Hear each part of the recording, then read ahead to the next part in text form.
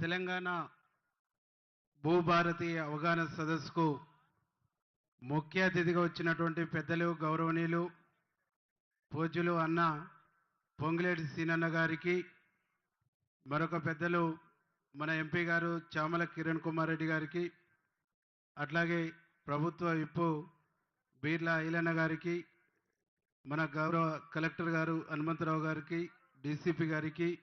వేదిక మీద ఉన్న మార్కెట్ చైర్మన్ గారికి, వైస్ చైర్మన్ గారికి, వేదిక మీద ఉన్న పెద్దలందరికీ,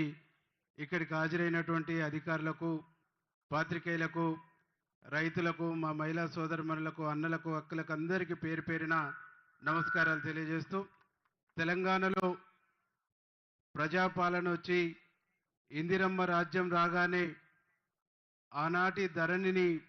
బంగాళాఖాతంలో వేస్తామని చెప్పేసి ఎన్నికల సందర్భంలో పెద్దలు గౌరవనీయులు మన ముఖ్యమంత్రి వర్యులు రేవంత్ అన్న గారు చెప్పినటువంటి పద్ధతుల్లోనే ఇక్కడ ఇందిరమ్మ రాజ్యం వచ్చిన తర్వాత ధరణిని బంగాళాఖాతంలో కలిపి ఇక్కడ రైతాంగాన్ని, రైతుల్ని కాపాడాలనేటువంటి ఉద్దేశంతో గత ప్రభుత్వం ఈ రెవెన్యూ రికార్డుల నవీకరణ పేరుతో చేసినటువంటి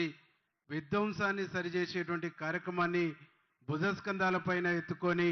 మన రెవెన్యూ మంత్రి అన్న సీనన్న ఈ భూ రికార్డుల నవీకరణ చట్టం గతంలో చేసినటువంటి లోపాలని సరిచేస్తూ రైతాంగానికి ఒక భరోసా ఇచ్చి, రైతాంగానికి ఒక విశ్వాసం ఇచ్చి, భూమిని నమ్ముకున్నటువంటి రైతులు నష్టపోవద్దు, బాధపడద్దు, గోసపడద్దు, వారి గోస బాధ తీర్చి వారికి ఒక భరోసా ఇచ్చి ఒక మంచి చట్టాన్ని తీసుకురావాలనేటువంటి మహత్తరమైనటువంటి కార్యక్రమానికి శ్రీకారం చుట్టి ఈరోజు మన దగ్గరికి వచ్చినందుకు వారికి మనస్ఫూర్తిగా మనందరి తరపున కృతజ్ఞతలు, ధన్యవాదాలు తెలియజేస్తూ, ఈ చట్టం ద్వారా రైతులందరికీ కూడా ఒక రక్షణ కవచంగా భూభారతి ఉంటుందని భావిస్తూ ఈ అవకాశం ఇచ్చిన అనిల్ అన్నకు ధన్యవాదాలు తెలియజేస్తూ ముగిస్తాం. ఎమ్మెల్యే గారు క్లుప్తంగా మాట్లాడారు. వీరేశం గారికి ధన్యవాదాలు. ఇప్పుడు చామల కిరణ్ కుమార్ రెడ్డి గారు, మన యువ ఎంపీ, భువనగిరి ఎంపీ మాట్లాడాల్సిందిగా కోరుతున్నాం. ఎన్ని రోజులు ఉంటారు ఏంది?